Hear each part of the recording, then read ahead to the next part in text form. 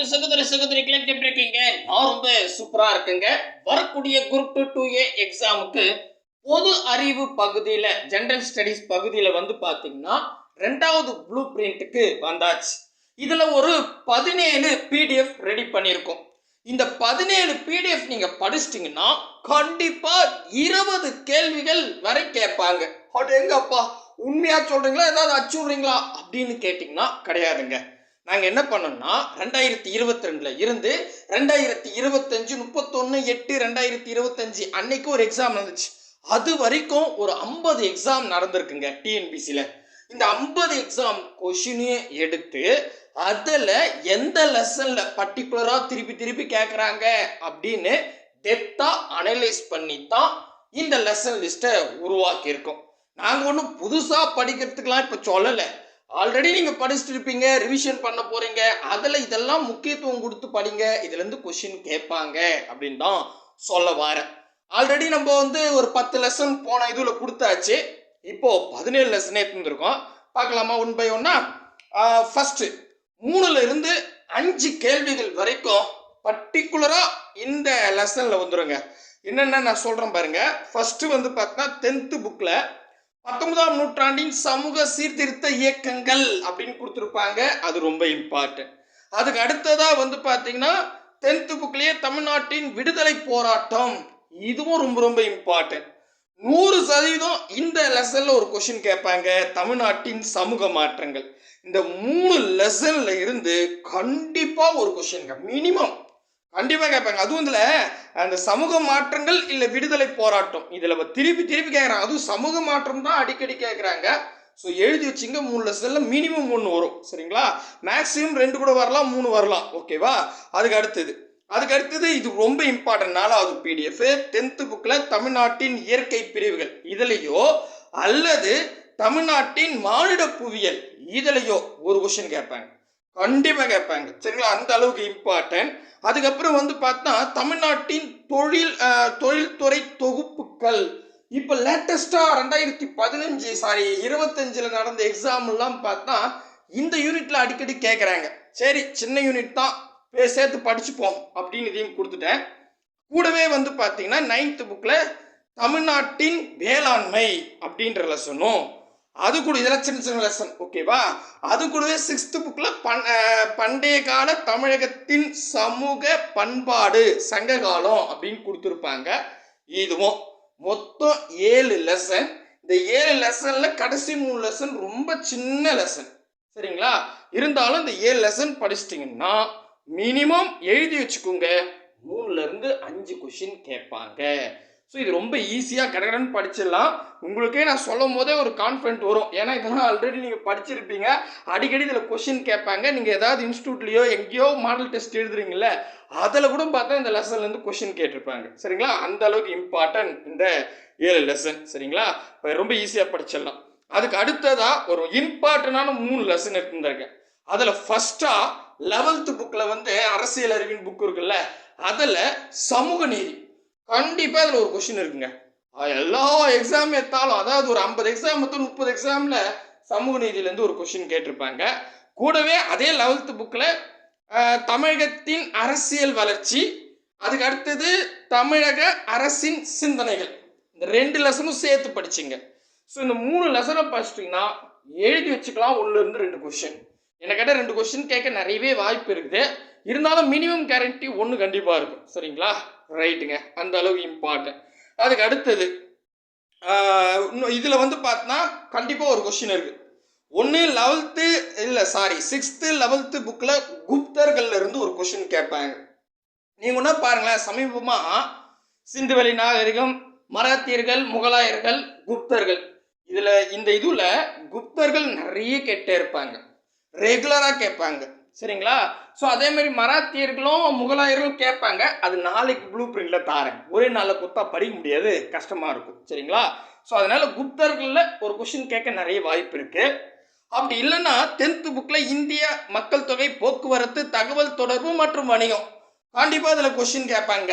So இதில் வந்து பார்த்தீங்கன்னா மோஸ்ட்லி வந்து பார்த்தீங்கன்னா மக்கள் தொகை ரிலேட்டடாக கேட்பாங்க. அப்படி இல்லைன்னா போக்குவரத்து ரிலேட்டடாக கேட்பாங்க. சரிங்களா? ஸோ அப்போ இந்த 2 லெசனை சேர்த்து படித்து முடிச்சிட்டிங்கன்னா ஒரு கொஷின் கன்ஃபார்முங்க.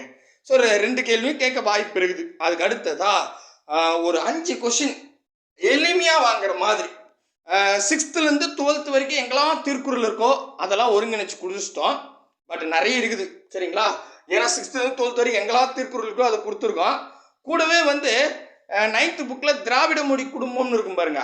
நீங்கள் ஒன்றா பார்த்தீங்கன்னா இப்போ நம்ம போன குரூப் 4ல் கூட பார்த்தீங்கன்னா திராவிட மொழி குடும்பத்துலேருந்து ஜென்ரல் ஸ்டடீஸில் கேட்டிருந்தாங்க. அதே மாதிரி ஒரு 50 எக்ஸாமில் வந்து பார்த்தீங்கன்னா ஒரு 25 எக்ஸாமில் வந்து திராவிட மொழி குடும்பத்திலேருந்து கொஷின் கேட்டிருக்காங்க.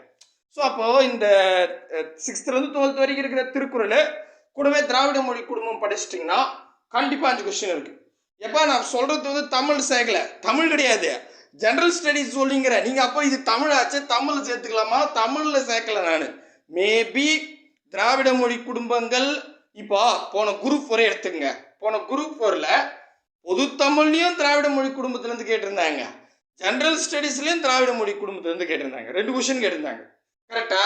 ஸோ அந்த மாதிரி சொல்கிறேன். மேபி அது வந்து பார்த்தீங்கன்னா பொது தமிழ், மேபி பொது தமிழில் கேட்டாலும் ஓகே தான், எங்கேயாவது ஒரு கொஷின் இதில் வந்துரு போகுது சரிங்களா.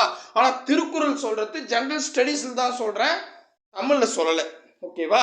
நீங்கள் ஆனால் இது 6th-லேருந்து 12th வரைக்கும் படிச்சிட்டிங்கன்னா தமிழ்லையும் ஜென்ரல் ஸ்டடீஸ்லையும் கிட்டத்தட்ட போன குரூப் 4ல் 10 கேள்வி கேட்டிருந்தாங்க. 10 கேள்வி 8 கேள்வி புக்கில் தான் கேட்டிருந்தாங்க. அப்படி கேட்டாங்கன்னா இன்னும் லக்கு செம்மையாக இருக்கும். கரெக்டாக? ஸோ அதனால ரொம்ப இம்பார்ட்டன்ட். சொல்கிறது புரியுதுங்களா? ரைட்டுங்க. அதுக்கப்புறம் சயின்ஸில் வந்து பார்த்தீங்கன்னா 10th புக்கில் உடல் நலம் மற்றும் நோய்கள்னு ஒரு லெசன் இருக்கும். ஸோ நோய்கள் பற்றி ஒரு கொஷின் ரெகுலராக கேட்குறாங்க, அதுவும் மோஸ்ட்லி 10th புக்கிலேருந்தே கேட்குறாங்க. ஸோ அதனால தான் இதை கொடுத்துருக்கேன். ஒரு முறை வாசிச்சுங்க, அது ரொம்ப ஈஸி தான். ஏன்னா இந்த நோய்க்கு என்ன நோயின்ற மாதிரி தான் இருக்கும், அதை பார்த்துக்கலாம். ஒரு கொஷின் வந்துடும். நெக்ஸ்ட்டு வந்து பார்த்தீங்கன்னா இது கொஞ்சம் பெரிய லெசன் தான், ஆனால் இதில் பல்காக கொஷின் வரும்.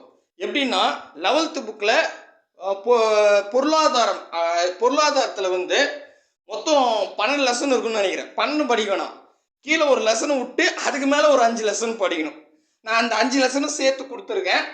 மினிமம் 3லேருந்து 4 கொஷின் கேட்பாங்க. கண்டிப்பாக 3 இருக்குதுங்க. அவன் 5 லெசன் படிச்சுட்டா 3 கொஷின் கன்ஃபார்மாக கேட்பாங்க. ஓகேவா? ஸோ இதில் 3 வச்சுக்கலாம். நெக்ஸ்ட்டு வந்து 12th புக்கில் வரலாறுல ஃபஸ்ட்டு 7 லெசன் படிக்கணும். ஆல்ரெடி 2 லெசன் நேற்று கொடுத்துட்டேன். அப்போ மீதி 5 லெசன் படிக்கணும். ஓகேவா? இந்த 5 லெசனில் 3 கொஷின் கேட்க வாய்ப்பு இருக்குது. ஸோ சராசரியாக வந்து பார்த்தீங்கன்னா நாங்கள் என்ன பண்ணிட்டோம்னா இது 2த்தையும் சேர்த்து படிச்சிட்டிங்கன்னா 4லேருந்து 5 கொஷினுங்க. ஆனால் இது கொஞ்சம் பெரிய லெசன் தான், ஆல்ரெடி நீங்கள் படிச்சுட்டு இருப்பீங்க. ஸோ இம்பார்ட்டன்ட் பாயிண்ட்டை படிச்சுங்க, ஈஸியாக இருக்கும் சரிங்களா. ஸோ ஆக மொத்தம் வந்து பார்த்தீங்கன்னா இப்போ நாங்கள் லிஸ்ட்டு கொடுத்துருக்கிறதுல உங்கள் கையில் மினிமம் 15 இருக்குதுங்க. மேக்ஸிமம் 20 வரைக்கும் கேட்கலாம். பட் அவ்வளோ எளிமையாக கேட்பாங்களா நம்மளால சொல்ல முடியாது, உங்கள் அதிர்ஷ்டம் தான். ஆல்ரெடி நேற்று 10 கொஷினுக்கு பிளான் கொடுத்தாச்சு. இதில் வந்து பார்த்தீங்கன்னா ஒரு 15 கொஷின் மினிமம் வர மாதிரி கொடுத்தாச்சு. 25 கொஷினுக்கு நீங்கள் ஸ்ட்ராங் ஆகிட்டீங்க.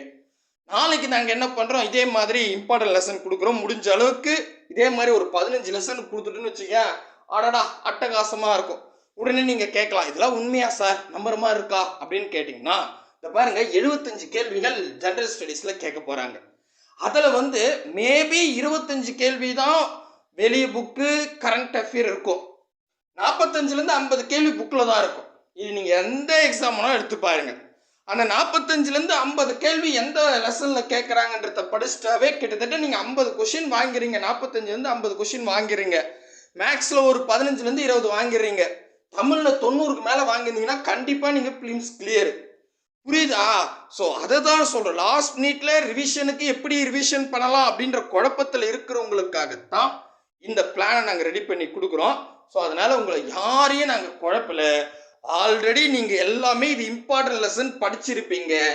இன்னும் இம்பார்ட்டன்ட் கொடுத்து படிங்கன்னு தான் நாங்கள் சொல்கிறோமே தவிர இது வரைக்கும் படிக்காத ஒரு லெசன் எடுத்து கொடுத்து அடடா இதை எப்படா இன்னேத்திக்கு படிக்கிறது, நாளைக்கு எக்ஸாம் ஆச்சே, அப்படிலாம் கிடையாது. புரியுதுங்களா? ரைட்டு. அதே மாதிரி நாங்கள் ஓன் நோட்ஸ் கொடுக்கல, புக்கையே கட் பண்ணி கொடுக்குறோம். ஆல்ரெடி நீங்கள் புக் வச்சு தான் படிச்சிருப்பீங்க, அதை பிடிஎஃப்ல நவுத்தி விட்டுற போகிறீங்க.